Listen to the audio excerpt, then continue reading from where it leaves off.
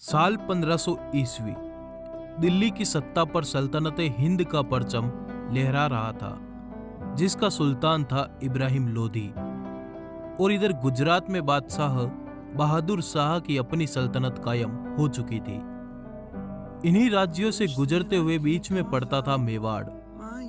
मेवाड़ हमेशा से दिल्ली की आंख में चुभता था, क्योंकि दिल्ली के सुल्तान मेवाड़ के महायोद्धा विषम घाटी पंचानन राणा हमीर सिंह के शौर्य की आग में कई बार तप चुके थे। खैर, इस समय मेवाड़ में राणा रायमल का राज हुआ करता था, जिनके 3 पुत्र थे, कुंवर पृथ्वीराज, कुंवर जयमल और सबसे छोटा पुत्र था राणा संग्राम सिंह। ये तीनों भाई एक रोज अपने गुरु के आश्रम जाते हैं। गुरु बालक संग्राम सिंह के हाथ को देखकर बताता है कि तेरी तलवार से सल्तनतें कांपेगी।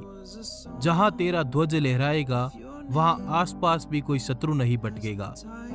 नगर नगर में तेरी दाग कायम होगी। बहुत जल्द तू मेवाड़ का भावी सम्राट बनेगा। गुरु की इस भविष्यवाणी को सुन बड़े भाई कुंवर पृथ्वीराज ने कहा, ये सब मात्र बातें हैं। मेवाड़ का राणा तो बड़ा पुत्र ही बनेगा।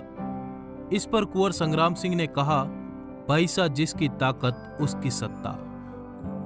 संग्राम सिंह के ऐसे वचनों को सुनकर दोनों भाइयों का आपस में झगड़ा छिड़ गया। इसी लड़ाई में पृथ्वीराज ने बालक संग्राम सिंह की एक आंख फोड़ दी। इसी बात से नाराज बालक संग्राम सिंह रात के अंधियारे में मेवाड़ किले से अजमेर निकल गए, जहां करमचंद पवार ने उनको आश्रय दिया।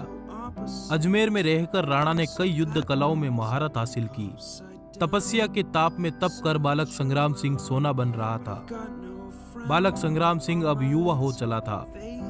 खून में गर्मी, जिगरे में फौलाद और ऊंचे तेवर होना लाजमी था, क्योंकि वीर राणा कुंभा के ही रक्त बीज थे।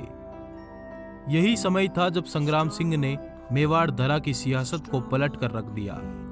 इस समय तक संग्राम सिंह के दोनों भाइयों का स्वर्गवास हो चुका था।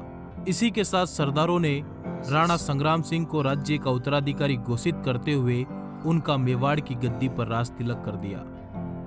यह वही संग्राम सिंह है जिसे दुनिया राणा सांगा के नाम से जानती है। राणा ने सतलुज, बयाना, सिंध, मालवा, भरतपुर, ग्वालियर, बयाना, उत्तर गुजरात और संपूर्ण राजपूताने में एक छत्र शासन स्थापित किया। राणा के एक आंख एक हाथ नहीं थे और शरीर पर 80 घाव थे, पर फिर भी खुले शेर की तरह भयानक युद्धों का नेतृत्व खुद करते थे। राणा संपूर्ण भारत पर एक छत्र शासन स्थापित करके विक्रमादित्य की उपाधि धारण करने का अरमान रखते थे। इन्होंने पाती पर्वन की प्रथा को